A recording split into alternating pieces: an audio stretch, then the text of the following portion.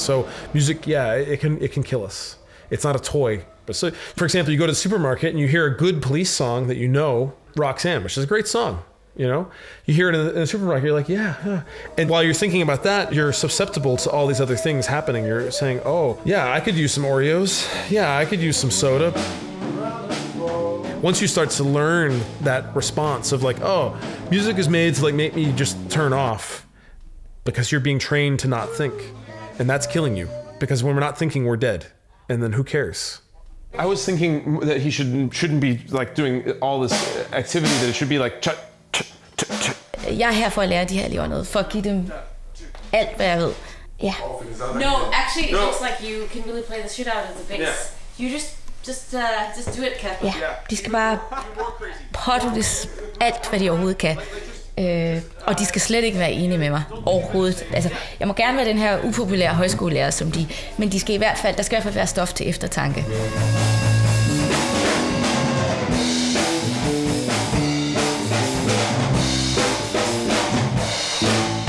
Just turn it, near the end, it can start to turn into a drum solo-ish.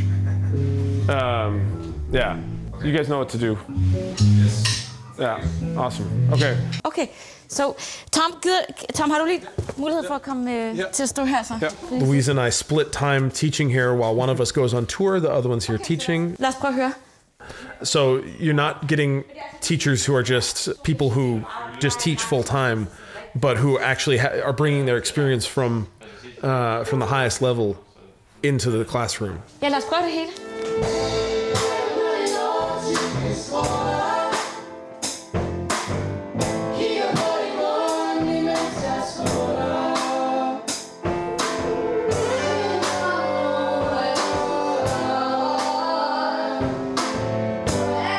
Hvis der kommer en højskoleelev til mig og siger, at jeg har altid drømt om at blive guitarist, så vil jeg sætte det hele i bevægelse for at hjælpe den her elev. Men som jeg siger til eleven, du kan godt blive musiker, men der skal virkelig arbejdes, og du skal kende dit håndværk. Så det vil sige, det er ikke nok bare at kunne spille sin skala op og ned. Altså der er jo alle de her andre variationer, og de skal bare kunnes.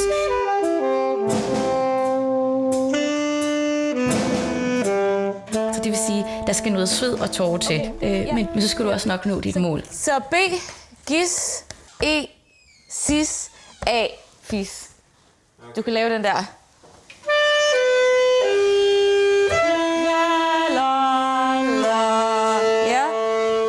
Ja. Og hvis du kan du droppe kæben og sådan. Ja. Kunne jeg få noget vibrato på? Det tror jeg godt, du kan. Og så bare... Ja. Og så bare totalt afslappet. Altså bare totalt afslappet. Sådan, og meget legato-agtigt. Bare lad det ringe. Sådan totalt poppet.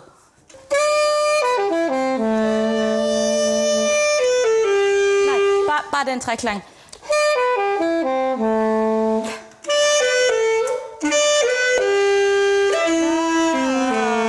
Ja. Kan vi lige prøve igen?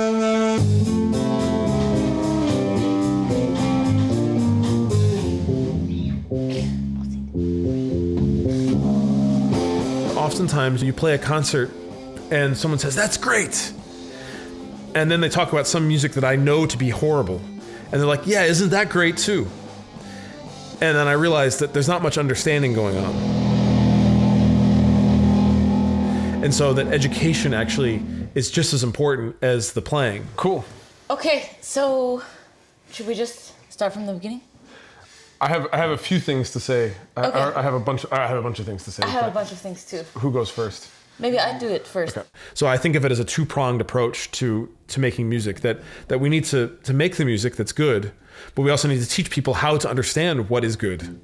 And so for me, it's super important to teach.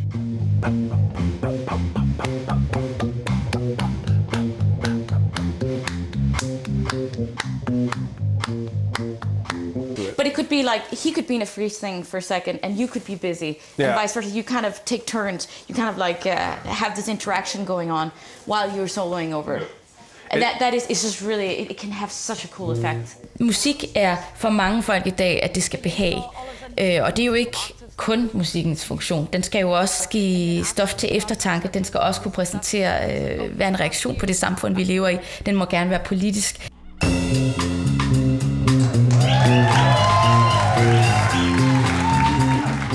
Altså der er den her kritik af samfundet i dag, at de yngre generationer, de er måske for passive, og derfor vil jeg gerne via musikken have, at de kan tænke mere kritisk og stille spørgsmålstegn, når de lytter til musik i radioen.